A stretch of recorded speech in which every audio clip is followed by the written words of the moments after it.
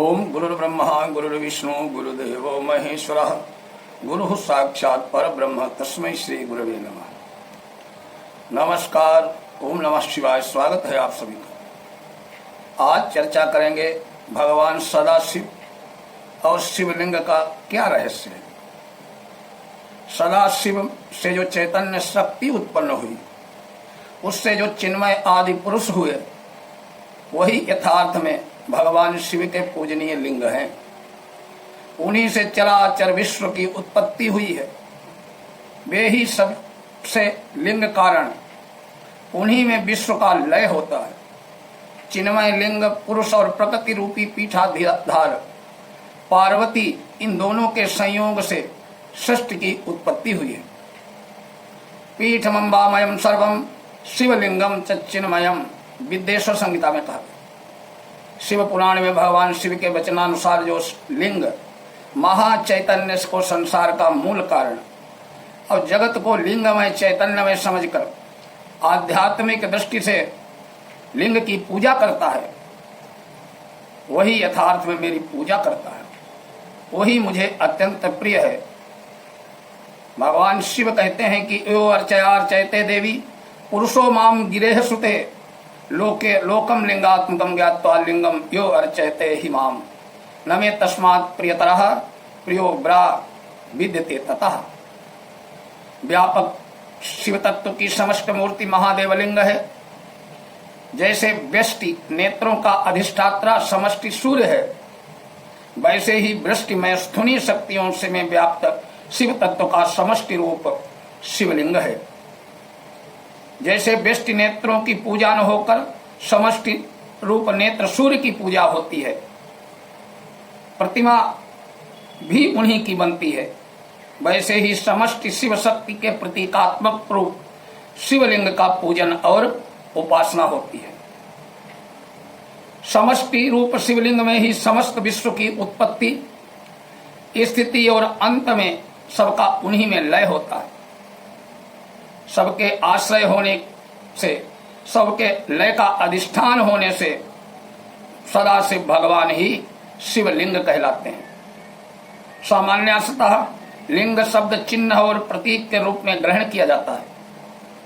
शिवलिंग परात्पर सदाशिव आदि पुरुष के प्रतीक हैं और आद्या शक्ति, मूल प्रकृति एवं स्त्री शक्ति की प्रतीक है।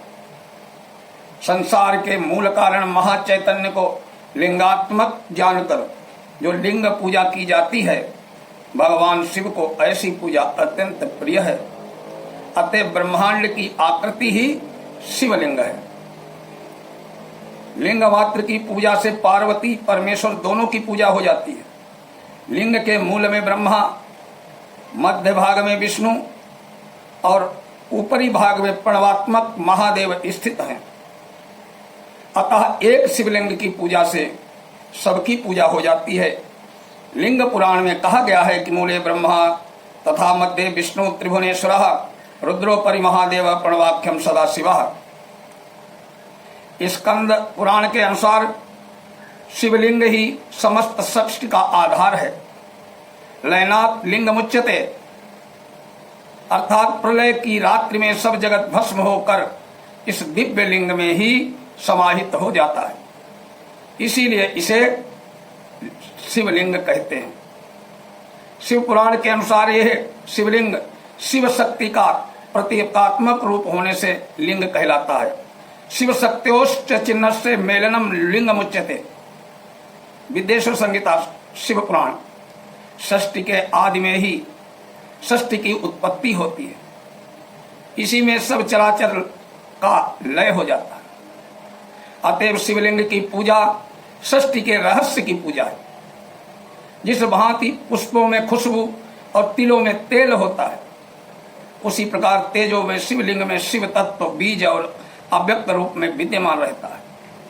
महातेजस्वी एवं महाचैतन्य स्वरूप शिवलिंग स्वयं उत्पन्न होने के कारण स्वयंभू लिंग है, जो कोटि करोड़ों सूर्यों की कांति के समान देदीप्यमान होते हैं।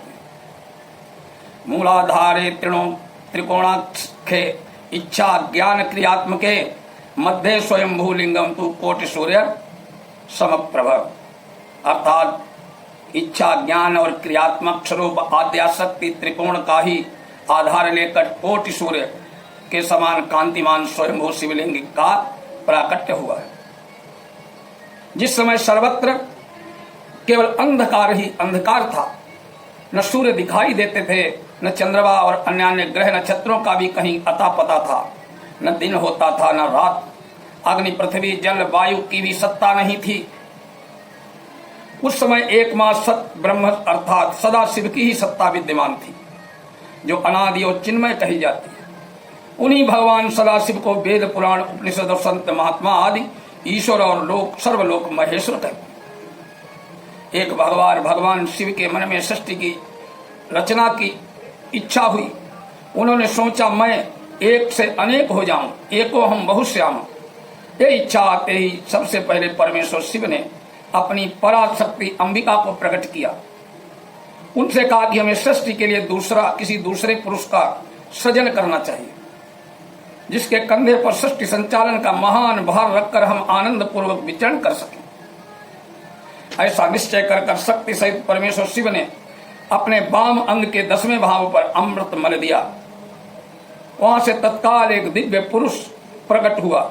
उसके सौंदर्य अतुलनीय था, सर्व तत्व सत्व गुण की प्रधानता थी। वो परम पुरुष शांत था, अथाह सागर की तरह गंभीर। रेशमी पीतांबर से उसके ऊपर अंग की शोभा दुगुणित हो रही थी। उसके 4 हाथों में शंख चक्र और गदा पद्म सुशोभित थे। उस दिव्य पुरुष ने भगवान शिव को प्रणाम करके कहा, भगवान मेरा नाम निश्चित कीजिए, काम बताइए। उसकी बात सुनकर भगवान शंकर ने मुस्कुराकर कहा, वत्स व्यापक होने के कारण तुम्हारा नाम विष्णु होगा, सृष्टि का पालन करना तुम्हारा कर्म होगा। इस समय तुम तप करो। भगवान शिव का आदेश प्राप्त कर श्री हरि विष्णु कठोर तपस्या करने लगे। उस तपस्या के श्रम से उनके अंगों में जलधाराएं निकलने लगी, जिससे सूना आकाश भर गया। अंततः उन्होंने थककर उसी जल में शयन किया, अर्थात नार में शयन करने के कारण ही श्री विष्णु हरि का नाम नारायण हुआ। तदनंतर सोए हुए नारायण की नाभि कमल से एक उत्तम कमल प्रकट हुआ। उसी समय भगवान शिव ने अपने दाहिने अंग में चतुर्मुख ब्रह्मा को प्रकट करके उस कमल पर डाल दिया। महेश्वर की माया से मोहित हो जाने के कारण बहुत दिनों तक ब्रह्मा जी उसी कमल की नाल में भ्रमण करते रहे, किंतु उन्हें अपने उत्पत्ति कर्ता का पता नहीं चला। आकाशवाणी द्वारा तप का आदेश मिलने पर ब्रह्मा जी ने अपने जन्मदासा के दर्शनार्थ 12 वर्ष तक कठोर तपस्या की। तत्पश्चात उनके सम्मुख भगवान विष्णु प्रकट हुए। परमेश्वर शिव की लीला से उस समय वहां श्री हरि विष्णु और ब्रह्मा जी के बीच विवाद छिड़ गया। सहसा दोनों के मध्य एक दिव्य अग्नि स्तंभ प्रकट हुआ। बहुत प्रयास के बाद भी ब्रह्मा विष्णु उस अग्नि स्तंभ के आदि अंत का पता न लगा सके। अंततः थक हार कर भगवान विष्णु ने प्रार्थना की, है महाप्रभु, हम आपके स्वरूप को नहीं जानते, आपको जो कोई भी हो हमें दर्शन दीजिए। भगवान विष्णु की स्तुति सुनकर महेश्वर सहसा प्रकट हो गए। बोले, सुरश्रेष्ठ, मैं तुम दोनों के तप और भक्ति से संतुष्ट हूँ। ब्रह्मन, तुम मेरी आज्ञा से जगत की सृष्टि करो। वत्स विष्णु, तुम इस चराचर जगत का पालन करो। तदनंतर परमेश्वर शिव ने अपने हृदय से रुद्र को प्रकट किया। उसे संहार का दायित्व सौंप कर अंतर्धान हो गए। ओम शाम सदा शिवाय नमः।